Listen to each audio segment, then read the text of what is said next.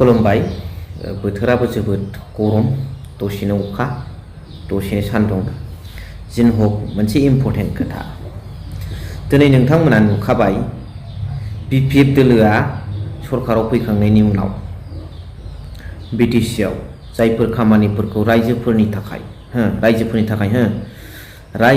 थाखाय खोथा होदोंमोन बेखौ फारि फारि वान आफ्टार एनादार मोनसे उनाव मोनसे मावनो लागासिनो दं आरो मावबोगासिनो दं। बिपिएफ दोलोआ सरकार फैनायनि उनाव प्रेक्टिकेलखौ जोङो बै प्रेक्टिकेल रादार नङालै प्रेक्टिकेलि मावनायखौ जों नुनो मोन्दों। नाथाय इउपिपिएल समाव खुगाल'मोन बे खोथाखौ नुदों। दिनै जा हायो हावबोथ' 100% हाखाया, बेखायनो जा हायो बांसिनैब्लाबो गोबां आरो गोबां बांसिननिफ्राय बांसिन मावनायखौ नुदों। कनस्ट्राक्सन सोलिनायखौ नुदों, स्टुडेन्टफोरनि थाखाय खामानि मावनायखौ नुदों आरो रायजो राजाफोरनि थाखाय खामानि मावनायखौ नुदों।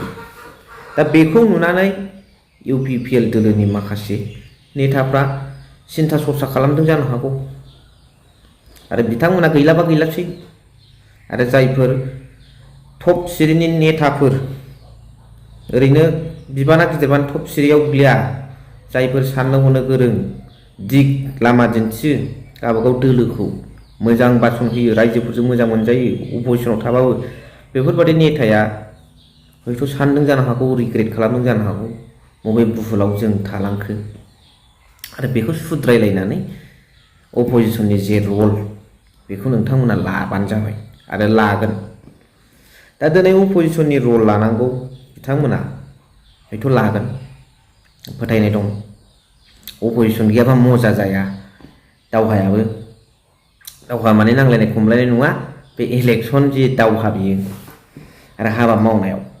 दा नैबे आयराम गयाराम ओरैनो लाफा दुगाफ्रासो इउपिपिएलनि सापर्टार्सफ्रा, गासिबो नङा दे, इउपिपिएलनि माखासे सापर्टार्सफोर बा सोरबा आइटि सेलनि मानसियानो जायाथों मानो, बिसोरसो गावसोरखौ एक्स इएम एक्स एमएलए थांबालथां लेक्सार होयो आरो गावसोरसो बिराद गिदिर पार्टिनि दोलोनि बिबानगिरि पलिटिसियान, बे रोखोमनि लेक्सार होनायखौ जों नुदों।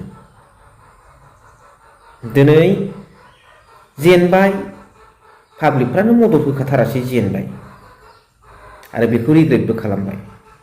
नेक्स्टआवथ' प्रिपारेसन जानांगोन आरो प्रिपारेसन जानो थाखाय टप मस्ट लिडारफ्रा इउपिपिएलना पलिटिसियानफ्रा बा पलिसि मेकिं बडिनि सुबुंफ्रा आरो एक्स इएम एमएलएफ्रा रेडि जानानै अपोजिसननि रलखौ लादों।